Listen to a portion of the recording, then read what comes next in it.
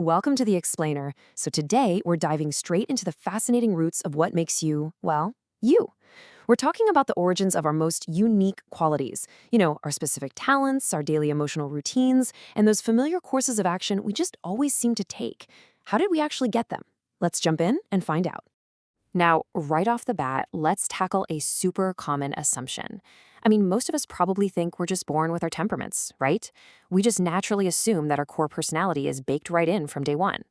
And that brings us to a really central debate in this whole space. On one hand, you've got the widely accepted genetic theory, basically the idea that we literally inherit our personality through our DNA. But then, on the flip side, we have the conditioning theory, and this introduces the pretty compelling concept that we're actually shaped continuously by our gradual experiences over time. But here's the glaring logical flaw with the whole genetic theory. If it's all just hardwired into our DNA, why are we so often vastly different from the people who raised us? If it were strictly inherited, shouldn't we essentially be carbon copies of our parents? It's a critical question from the source material, and it really forces us to look a bit deeper at how we actually develop. Section 1. Conditioned every step. How life shapes us. So think about this. What if personality literally isn't present at birth at all? The source actually argues that our temporary attitudes, our moods, and just our general approaches to life are directly affected by what our experiences have shown us. Like the text says, it is literally conditioning every step of the way, based entirely on the situations we happen to find ourselves experiencing. Let's think about it this way. From the very second we're born, our environments are just bombarding us with stimuli. A sudden loud noise, a parent's comforting smile, a tricky puzzle to solve. These visual, auditory, and cognitive inputs are out there just waiting to be observed. We naturally react to them, and those early spontaneous responses constantly condition how we feel, what we understand, and ultimately, how we're going to act down the road. Section 2. Stumbling into habits, the origins of our routines. And this leads us to a really fascinating realization about how those early reactions actually solidify into what we call us. It's basically a step-by-step process. First, we experience some new stimulus, say a highly stressful moment at work. Second, we literally just stumble into a temporary habit, like, biting our nails. Third, we find it easier to just stick with that coping mechanism. And fourth, we get completely used to it. It's always going to be easier to follow a comfortable, well-worn path than to invent a totally new mindset every single time we hit a bump in the road.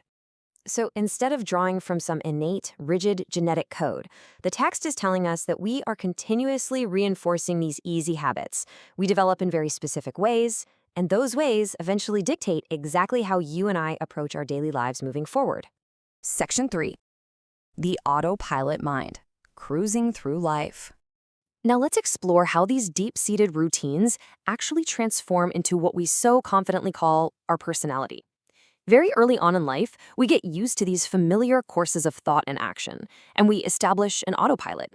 It's this conditioned state that we can act on without having to think too much. We start heavily relying on a few personal favorite states of mind, honestly, just because it's incredibly mentally efficient. And because it's so efficient, we find ways to just keep that mindset going. We become so deeply accustomed to it over the years that we actually start to view it as entirely fixed. We mistakenly trick ourselves into believing it is this wholly unique, deeply ingrained part of our soul, which is exactly what we proudly, and maybe falsely, label as our personality. But the source material heavily challenges this whole feeling of absolute uniqueness. Despite feeling like we're completely one of a kind, just look at the breakdown of traits. Whether it's shared strengths, shared weaknesses, or just general traits, we are sharing these exact same slices of the pie with countless other people out there who have experienced similar conditioning. Because we all go through these really similar human processes of early life conditioning, our responses gradually align with specific, recognizable, and well-documented descriptions. So in the end, we all inevitably fall into one valid, classifiable personality type or another.